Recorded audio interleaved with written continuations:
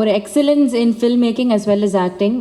எந்த ஒரு கதாபாத்திரம் பண்ணாலும் அவ்வளோ கன்வின்சிங்காக நம்மளை வந்து அந்த கேரக்டராகவே நம்மளை நம்ப வைப்பார். அண்ட் அவருடைய ஃபில்ம் மேக்கிங் வந்து இன்னொரு டிஃப்ரெண்ட் பெர்ஸ்பெக்டிவில் இருக்கும். அது ஒரு டிஃப்ரெண்ட் ஐ ஓப்பனராக இருக்கும் நம்ம ஒவ்வொரு படங்கள் பார்க்குறப்போ. ஆனால் ஒரே படத்தில் ஒரு நடிகனாக ஆனால் ஒரு இயக்குனராக ஒரு கதாபாத்திரம் பண்ணுறார் அப்படின்றப்போ அது அவருக்கு ஒரு டபுள் டமாக்காவாக தான் இருக்க போகுது. Yes Samuthirakani sir, we'd like to hear it from you.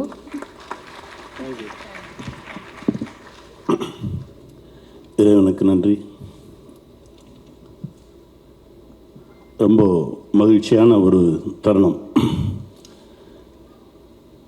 என்னுடைய பயணத்தையே காந்தாவுக்கு முன் காந்தாவுக்கு பின் அப்படின்னு மாற்றலாம். அந்த மாதிரி ஒரு மனநிலை. இதே தேட்டரில் சுப்பிரமணியபுரம் ட்ரெய்லர் ரிலீஸ் ஆகும்போது ஒரு மாதிரி காய்ச்சல் வர மாதிரி ஒரு ஃபீல் வந்தது. அந்த ஃபீல் இப்போ வந்தது. அது நம்மளை தாண்டி ஒன்று செய்யும். அது ஒரு சில படங்கள் தான் செய்யும். இந்த மாதிரி படைப்புகள் வந்து காலத்துக்கும் அழியாமல் இருக்கும். இந்த மாதிரி படைப்புகளுக்குள்ளே நாம் இருக்கிறதெல்லாம் பெருமை. காந்தாவுக்குள் நான் இருக்கிறது பெருமை. என் பிள்ளை மகாதேவனோடு நடித்தது பெருமை. இன்னொரு பிள்ளை குமாரியோடு நடித்தது பெருமை. என் தம்பி ராணாவோடு இருந்தது பெருமை. இன்னொரு தம்பி செல்வாவோடு பயணப்பட்டது பெருமை.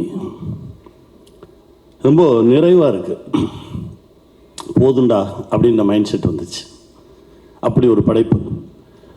ஏன்னா அந்த ஐயாவை கண்டுபிடிக்கணும் பாரு டைரக்டர். ஐயாவை கண்டுபிடிச்சோம். கிட்டத்தட்ட 2022 என்கிட்ட பிரசாந்த் சார் அனுப்பிச்சி விட்டார். அவரை கதை கேட்டாச்சு. ஒரு சில கதைகள் தான் நம்மளை சாப்பிட விடாது, தூங்க விடாது. அப்படி கதையை சொல்லிவிட்டு பவுண்டட் ஸ்கிரிப்ட் கொடுத்துட்டு போயிட்டார். படித்து முடித்ததுக்கப்புறம் நான் தூங்கலை, சாப்பிடல, சுற்றி வந்துட்டுருக்கேன். இந்த படத்தை எப்படியாவது சீக்கிரமாக எடுத்துருங்கன்னு. எடுக்கவே மாட்டுறாங்க. ஆரம்பிக்கவே மாட்டுறாங்க. நிஜமாகவே நம்ம இருக்கோமா அப்படின்னு எனக்கு ஒரு சந்தேகம் வந்துடும். திரும்ப மெதுவாக டைரக்டருக்கு ஒரு ஃபோன் பண்ணுவேன்.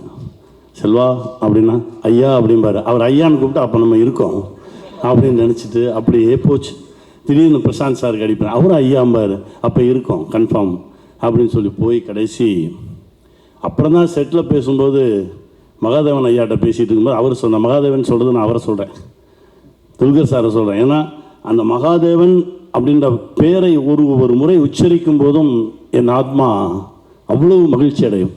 அப்படி உச்சரித்த ஒரு இடம், ஒரு தருணம். அவர் சொன்னார், நீங்கள் 2022 தானே, நான் 2019 வெயிட் பண்ணிகிட்ருக்கேன் அப்படின்னாரு. உங்களை விட நான் 3 வருஷம் முன்னாடி அப்படின்னாரு. ராணாட்ட பேசினா 16ன்றாரு. என்னையா நடக்குது? அப்படி அதாவது ஒரு படைப்பை நாம் இயக்குவது வேற, படைப்பு நம்மை இயக்கும். நம்மளை ஓட விடும், அழுக விடும், கஷ்டப்படுத்தும், காயப்படுத்தும். அது தன்னை உருவாக்கிக்கிறதுக்காக நம்ம எல்லாத்தையுமே ஓட விடும். அதுதான் உண்மையான படைப்பு. அப்படி காந்தா எங்கள் எல்லாத்தையுமே ஓட விட்டுச்சு. நான்லாம் ஒரு 8 மாதம் ஆரம்பிச்சையோடய சுற்றி இருந்தேன். எங்கே போனாலும் சரி ஃபோட்டோ எடுத்துடாதீங்க அப்படின்னு கையை வச்சு புத்திட்டே அலைவேன். அவ்வளவு நிறைவை தந்த ஒரு படைப்பு.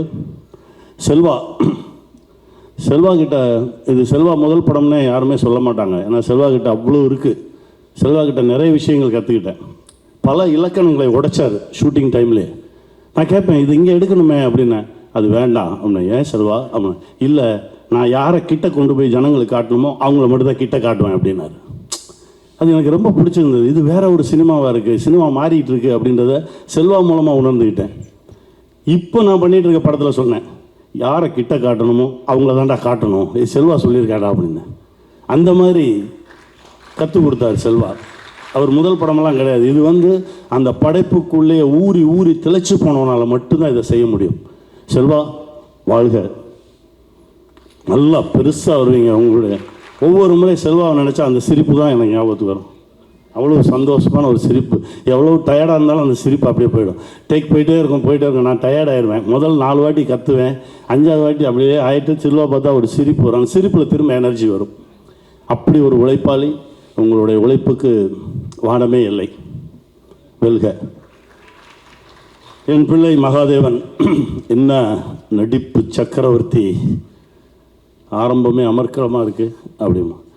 அந்த நடிப்பு சக்கரவர்த்தி அப்படின்றதுல இருக்கக்கூடிய ஒவ்வொரு எழுத்துக்கும் தகுதியானவர் இல்லை. என்னன்னா ஒரு சில சீன் செல்வா வந்து சொல்லுவார். அப்போ அவர் சொல்லுவார், இது நிஜம்னு என்னை நம்பவை, நான் நிஜம் நம்பணும், அப்போ தான் எனக்கு நடிப்பு வரும் அப்படின்னு சொல்கிறார். அது எனக்கு ரொம்ப புதுசாக இருந்தது. அதனால எங்கள் செட்டில் நிறைய நிஜங்கள் மட்டுமே இருக்கும். ஒருத்தர் பார்த்து ஒருத்தர் பொய்யா வணக்கம் சொல்லிக்கிறது, பொய் சொல்லிக்கிறது, நடிக்கிறது எதுவுமே இருக்காது. எல்லாமே நிஜமாக இருக்கும். அப்படி தான் அவரை பார்த்தேன். அவருடைய மனசுக்கு இன்னும் எங்கேயோ எவ்வளவோ தூரம் போவார். வாழ்த்துக்கள் சார். ஏன்னா கிட்டத்தட்ட படம் முடிஞ்சு 1 வருஷம் ஆச்சு. நான் ஃபோனில் கூட பேசலை. பேசுனா சார் அப்படின்னு கூப்பிட்ருவோமோ, அவர் நம்மளை சார்னு கூப்பிட்ருவாரோ, அந்த மகாதேவன் ஐயா அப்படின்ற இடம் அப்படியே இருக்கட்டுமே அப்படின்னு சொல்லி தான் நான் பேசவே இல்லை. செல்வாட சொல்லுவேன், மகாதேவன்கிட்ட சொல்லுங்கள், நான் கேட்டேன்னு சொல்லுங்கள். பல தடவை சொல்லியிருக்கேன். இந்த அன்பு என்றைக்குமே இருக்கும். ரொம்ப மகிழ்ச்சி எனக்கு. என் பிள்ளை குமாரி, அவர் ராஜகுமாரி, எல்லா தகுதியும் இருக்கக்கூடிய ஒரு நடிகை. அவள் அவ்வளோ தூரம் உண்மையாக இருக்கக்கூடிய ஒரு நடிகை. அந்த கதாபாத்திரத்துக்கு அவ்வளவு நியாயம் செஞ்ச ஒரு பெண்ணு. இப்படி ஒரு பெண் தமிழ் சினிமாவில் அறிமுகமாகிறது ரொம்ப சந்தோஷமாக இருக்குது. நான் தான் சொன்னேன், நீ இருக்கிற வரைக்கும் சினிமாவில் இருந்துகிட்டே இருப்ப உன்னுடைய உழைப்புக்கு அப்படின்னு. நல்லா வரணும் இறைவன் ஆசீர்வாதத்தில். என் தம்பி ராணா நிறைய முறை நல்ல நல்ல படைப்புகள் எங்கெல்லாம் இருக்கோ அதுக்குள்ளே ராணா இருப்பார். செல்வா எத்தனை முறை படம் பார்த்தாருலாம் எனக்கு தெரியாது. அந்த படத்தை அவர் காலையில் ஒருக்க ஈவினிங் ஒருக்க பார்த்துட்டே இருந்தார். இது செல்வா என்று சொல்லிட்டே இருந்தார். என்கிட்ட ராணா தம்பி சொல்லும்போது சொல்லுவார், அண்ணே ஒரு நல்ல படைப்பு கிடைக்கிறது ரொம்ப கஷ்டம், அது கிடைச்சிருச்சுன்னா அதில் எவ்வளோ தூரம் அதை தூக்கிட்டு போக முடியுமோ அவ்வளோ தூரம் தூக்கிட்டு போயிடணும், அதை தான் நான் செஞ்சிட்ருக்கேன் அப்படின்னாரு. வாழ்க. உங்களுடைய அந்த ஆர்வமும் அன்பும் இந்த சினிமாவை நீங்கள் காதலிக்கிறதும் நம்மளை என்றைக்குமே கைவிடாது. ஒரு பழம்பெரும் நடிகர் என்கிட்ட சொன்னார், விஎஸ் ராகவன் சார். அவருடைய 72வது வயசில் என்னுடைய ப்ராஜெக்டில் ஒன்றில் நடிக்க வராது. அப்போ என்கிட்ட சொல்லுவார், கனி நீ உண்மையாக இருந்துரு, சினிமா உன்னை விடவே விடாது, ஏதாவது ஒரு இடத்துல ஒன்று பிடிச்சி வச்சுக்கிட்டே இருக்கும் அப்படின்னு சொல்லுவார். அதுக்கப்புறம் அவருடைய 92வது வயசில் பார்க்குறேன். என்னுடைய படத்துக்காக ஒரு டேக்ஸ் ஃப்ரீ வாங்குறதுக்கு போகிறேன், அப்பான்னு ஒரு படத்துக்காக. அவருடைய 92வது வயசு. அவர் இறங்கி வர்றார். அப்போ சொல்கிறார், நான் சொன்னேன்ல, நான் உண்மையாக இருக்கிறதுனால என்னுடைய மரணம் வரை சினிமா என்னை பிடிச்சிக்கிட்டே இருக்கும், இன்னும் எவ்வளோ நாள் இருந்தாலும் நான் சினிமாவில் இருப்பேன், சினிமா என்னை விடவே விடாது, உன்னை யாருமே பார்க்கலையே நீ கவலையப்படாத, உன்னை கேமரா பார்த்துட்ருக்கு, நீ உண்மையாக இருந்துரு அப்படிம்பார். அதை தான் இந்த மூமெண்ட் வரைக்கும் மொத்த பேருமே கடைப்பிடிக்கணும். காந்தா அப்படின்ற ஒரு படைப்புக்காக தான் எல்லாருமே ஓடணும். அதுதான் இப்போ கொண்டு வந்து நிறுத்தியிருக்கு. மச்சான் ஆண்டனி என்னுடைய முதல் படத்துக்கு அவர் தான், உன்னை சரணடைந்தேன் படத்துக்கு அவர்கிட்ட படத்தை எடுத்துகிட்டு போகிறேன், எனக்கு ஒரு நல்ல ட்ரெயிலர் கட் பண்ணி கொடுங்க அப்படின்னு. மொத்த படத்தையும் கொடுத்துட்டு கிளம்பு அப்படின்னாரு. அப்படியெல்லாம் நாங்கள் பண்ண மாட்டோம், ஏன்னா நான் அப்படி தான் பண்ணுவேன், மொத்த படத்தையும் கொடுத்துட்டு போங்க, ஒரு வாரம் கழிச்சு நான் கூப்பிட்றேன் வாங்க அப்படின்னாரு. என்னடா வித்தியாசமாக இருக்குது அப்படின்னு சொல்லி கொடுத்துட்டு வந்தாச்சு. ஒரு வாரம் கழிச்சு எனக்கு ஒரு ட்ரெயிலர் காட்டினார், அட்டகாசமாக இருந்தது. அதற்கு பிறகு அங்கங்கே பார்ப்போம், கை காட்டுவோம், சிரிப்போம். இந்த படைப்பில் தான் அவராக எனக்கு ஃபோன் பண்ணி பேசினார். எனக்கு அதுதான் ரொம்ப ஆச்சரியமாக இருந்தது. இவன் பேசவே மாட்டானே, எப்படா பேசுகிறான் அப்படின்னு. டேய் அப்படின்னு சொல்லிட்டு ஒரு 2-3 கெட்ட வார்த்தை சொன்னான்.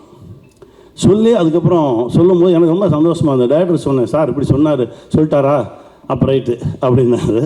அவ்வளோ ஒரு நேர்மையான ஒரு உழைப்பாளி ராமலிங்கம், அற்புதமான ஒரு கலைஞன். எல்லாரோடையும் சேர்ந்து பயணப்பட்டது ரொம்ப மகிழ்ச்சி. இந்த திரைப்படத்தில் நான் ஒன்றுமே பண்ணல, என்னை தட்டி தேத்தி எடுத்துகிட்டு வந்து எங்கள் டைரக்டர் தான். அதுக்குள்ளே இறங்குனதும் எங்கள் டைரக்டர் நான் நம்புகிறேன். என்னுடைய குருநாதர் கேபி சாருடைய ஆசீர்வாதமும், நிறைய நேரங்களில் அவரை நினைக்காத நாளே இல்லை. ஒவ்வொரு நாளும் மேக்கப் போட்டு அப்படி வெளியில் வரும்போது என்னுடைய குருநாதர் தான் மைண்டில் வருவார். அவர் தான் உள்ளே இறங்கி பல இடங்களில் வேலை பார்த்துருக்காருன்னு நான் நினைக்கிறேன். இது அவருக்கான ஒரு காணிக்கையாக தான் நான் நினைக்கிறேன். மீண்டும் வெல்வோம். நன்றி. வாழ்க.